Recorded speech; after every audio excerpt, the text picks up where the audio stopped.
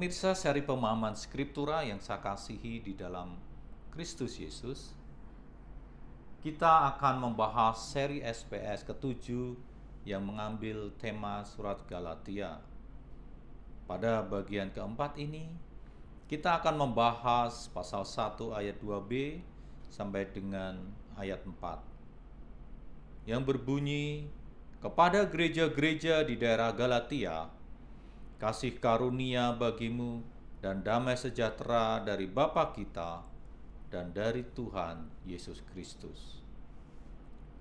Sebagai alamat disebut dalam surat Galatia dalam bentuk gereja ditambah nama tempat, yaitu kepada gereja-gereja di Galatia.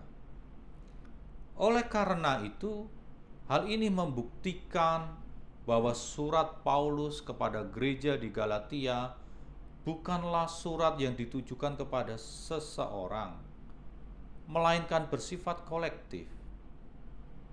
Surat yang ditujukan kepada bukan hanya satu gereja rumah saja, melainkan gereja-gereja dalam bentuk jamak.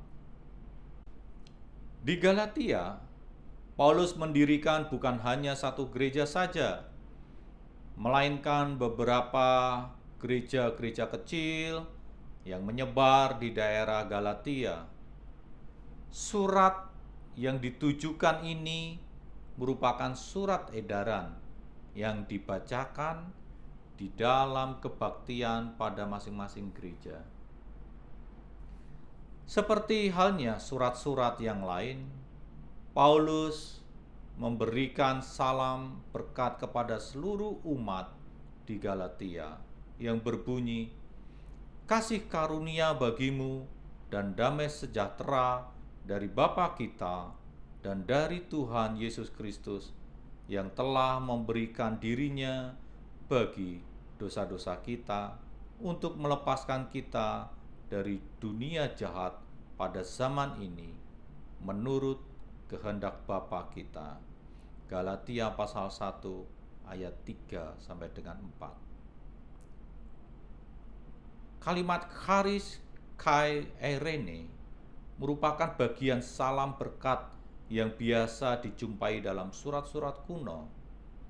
Kata charis, yaitu kasih karunia, merupakan sebuah kata yang berasal dari bentuk salam Yunani chairein. Kata ini tidak dijumpai pada salam dan berkat Yahudi. Bagi surat-surat Yahudi, biasanya memakai kombinasi damai, yaitu shalom, eirene, dan belas kasih, yaitu eleos. Salam merupakan salah satu bentuk dari doa yang memiliki sifat liturgis. Oleh karena itu, kasih karunia dan damai sejahtera di sini merupakan salam pembuka, yaitu shalom atau salam damai yang dibacakan oleh liturgos di dalam kebaktian. Kasih karunia dan damai sejahtera hanya bersumber dari Bapa dan Tuhan Yesus Kristus, anak kalimat yang menyertai dan menerangkan Yesus Kristus, yaitu yang telah memberikan dirinya bagi dosa-dosa kita. Hal ini merupakan bentuk kristologis dan soteriologis yang menjelaskan bahwa Yesus adalah Sang Penebus yang bersifat pengorbanan diri bagi dosa-dosa manusia. Ajaran tentang pembenaran melalui iman kepada Sang Penebus ini akan dijelaskan pada bagian inti surat. Istilah dunia jahat lebih menunjukkan situasi manusia yang belum diselamatkan, yang belum menerima Kristus sebagai penebus dosa, dan kehadiran Kristus adalah pelepas dari dunia jahat ini. Dalam hal ini, Paulus berharap agar umat di Galatia tetap terus tinggal dalam iman kepada Yesus yang merupakan penebus dosa umat.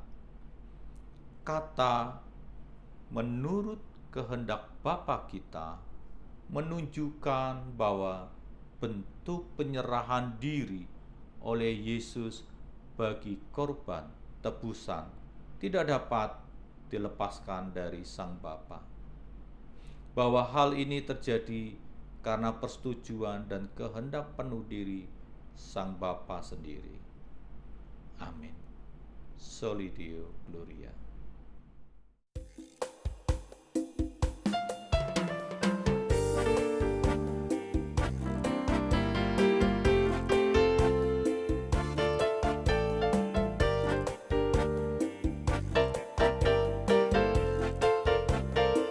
Biar bumi akan berlalu, biar bulan tak bercahaya lagi, biar langit akan bergoncang, matahari tak bersinar lagi. Tetapi Tuhan Yesusku tak pernah ingkar janji. Semua yang difirmankannya pasti akan digenapi.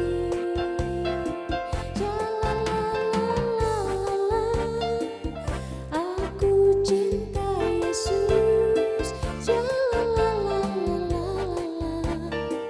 Yesus cinta saya.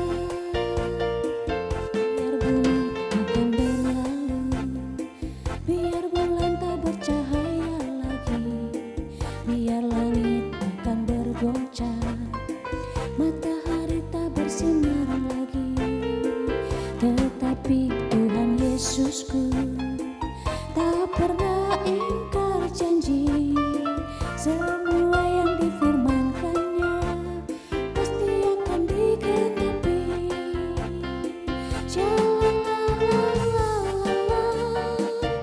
Aku cinta Yesus. Yesus cinta saya.